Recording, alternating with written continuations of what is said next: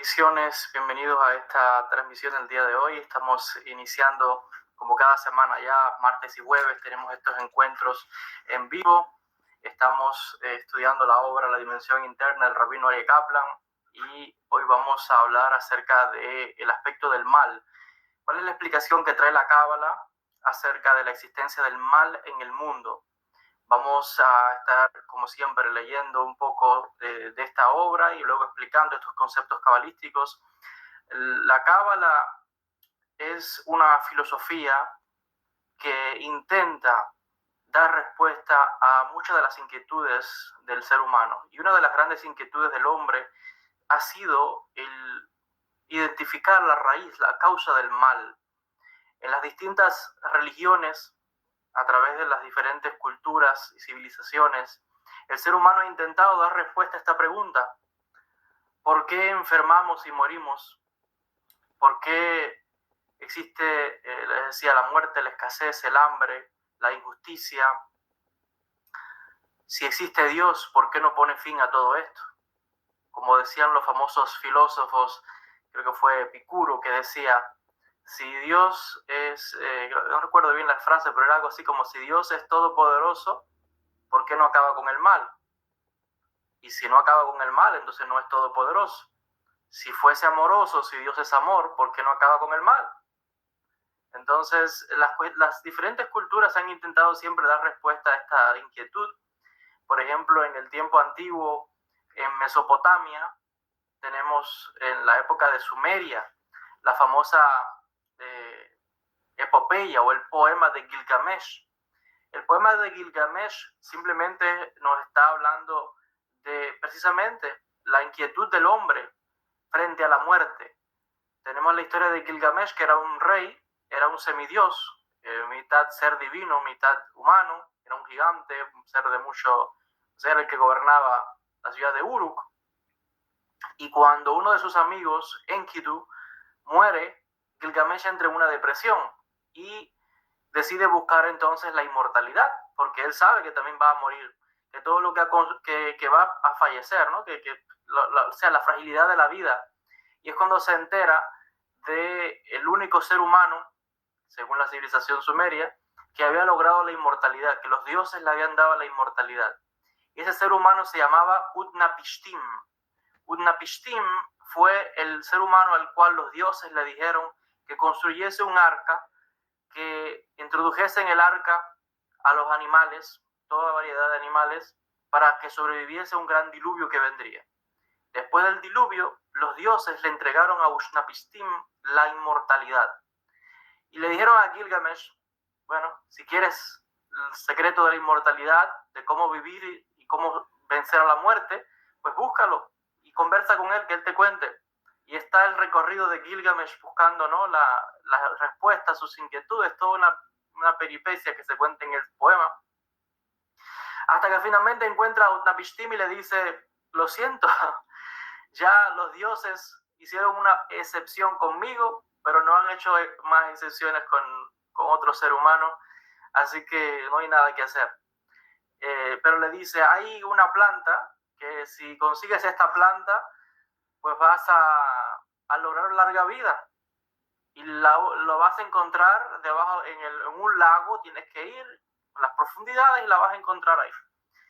Y Gilgamesh sale y efectivamente llega al lago que le indican, debajo del agua saca esta planta, él la pone en la orilla, pero por un descuido viene una serpiente y se la come. Y entonces, pues la serpiente le echó a perder los planes a Gilgamesh, que pasó, o sea, hizo todo un recorrido en busca de la eterna juventud, ¿no?, o de la vida eterna, y cuando regresó, pues regresó como mismo se fue, con las manos vacías. Y es cuando él se da cuenta de que sabe que va a morir, que no hay nada que hacer, y que lo único que va a perdurar es el recuerdo de lo que él hizo durante el transcurso de su tiempo en la tierra, ¿no? Y es cuando cambia de ser un rey violento, agresivo y que no hacía mucho por su pueblo, a empezar a hacer algo por su ciudad. Y empieza a hacer grandes construcciones, palacios, empieza a ayudar a las personas y deja toda una obra monumental para que después de muerto, toda la obra que él hizo va a ser la memoria o el recuerdo eterno suyo. Y bueno, esa es como una de las respuestas que han dado los antiguos en Mesopotamia, en Sumeria, ¿no? Al tema de la muerte, del mal. Tenemos también luego los griegos también dan diferentes historias acerca del origen del mal en el mundo. Tenemos a los romanos, los estoicos, por ejemplo, que con la famosa frase memento mori, es de estar constantemente recordando el momento de la muerte, recordando que somos finitos, y por tanto el estar teniendo la muerte de manera constante en nuestro pensamiento, pues nos ayudará a ser más productivos, y de ahí el entendimiento de que venimos a este mundo y lo ideal es, cuando partamos de este mundo, dejarlo mejor como lo encontramos. Ya sabemos que el hombre realmente ha fracasado al parecer a través de la historia, porque constantemente imperios vienen y imperios caen. La muerte continúa, las injusticias continúan, las religiones surgen y las religiones caen. Como las religiones que hoy existen también van a desaparecer en un día, y el hombre va a dejar de creer en todo lo que ahora cree, y nuevas religiones surgirán. El problema es que la cuestión del mal continúa. ¿Por qué las enfermedades? ¿Por qué la injusticia? ¿Por qué la muerte? ¿Dónde está Dios? Que alguien nos salve. Auxilio de todo esto, dicen los hombres. La Cábala da una respuesta a todo esto, o por lo menos intenta dar una respuesta, porque yo no pondría nada con estampa y cuño de verdad absoluta, pero por lo menos hay un intento y un esfuerzo de los cabalistas de dar una respuesta al tema del mal, de por qué existe el mal en el mundo. Obviamente la respuesta del libro del Génesis no es suficiente para los cabalistas. Esa historia de Adán y Eva que comieron una manzana y la serpiente, y que por el pecado de que ellos desobedecieron, ahora está la esencia, digamos, que de la serpiente. Eso no satisface a los cabalistas y no creen en esa historia, como tampoco los filósofos. El mismo Maimónides claramente y los demás filósofos saben que eso son historias, son mitologías, eso no es real. Y para los cabalistas tampoco se conforman con esa historia del paraíso. Eso es, bueno, es como un intento de una mitología para, otra vez, en la cultura hebrea, como en tantos otros pueblos, para intentar explicar por qué el mal existe. Así que los cabalistas que no están conformes con la historia del Génesis van un poco más allá, profundizan, y sobre eso les voy a hablar en la clase del día de hoy. Vamos a entrar directamente a analizar cómo justifican los cabalistas la existencia del mal en el mundo. Y todo esto lo vamos a explicar en el contexto de la visión del capítulo 1 de Ezequiel, que es lo que llevamos analizando por varias semanas. Y en el subtema que corresponde en el libro, pues hace referencia a la cáscara que brilla. Y esto es más que nada el secreto de la Klipat Noga. Vamos hoy a profundizar un poco más en el aspecto de la Klipat Noga y ver qué dicen los cabalistas de por qué existe el mal en el mundo. ¿El mal es acaso necesario? ¿Quién creó el mal? ¿Es Dios el que está creando el mal? ¿O el mal es necesario en el sistema? ¿Cuáles son las funciones o los beneficios del mal? ¿Tiene independencia propia o el creador sostiene todo?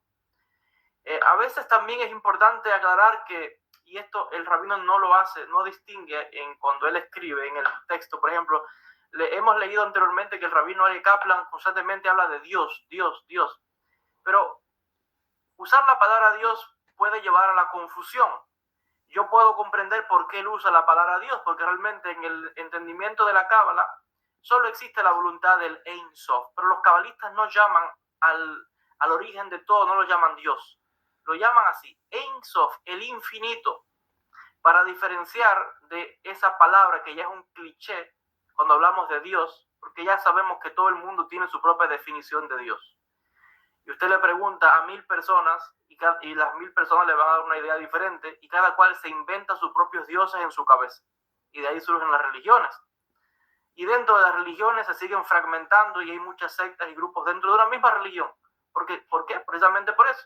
Porque cada cual se inventa sus propios dioses en su cabeza.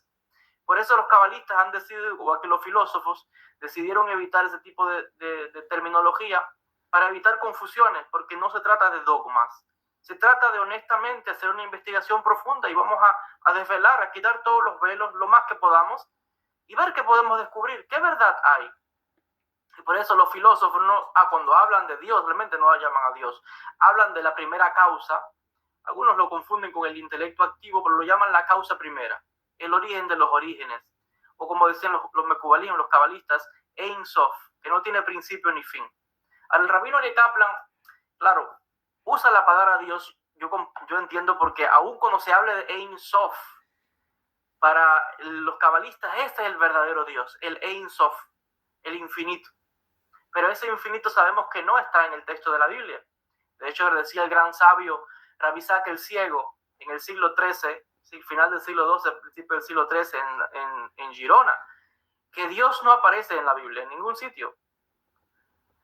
El Ein Sof, el Dios real, el origen de todo, no está en el texto bíblico. Eso también lo explica el Leshem, que fue otro cabalista que explicó lo que está por encima de Atzilut, mucho más elevado que Rabbi Isaac Luria, en la terminología del Leshem, ¿no? Cuando dice que el Ein Sof entró, pero el Ein Sof se retiró y no está en el mundo.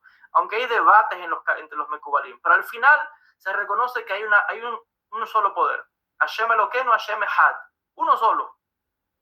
Solo que de ese solo han emanado millones y millones de seres.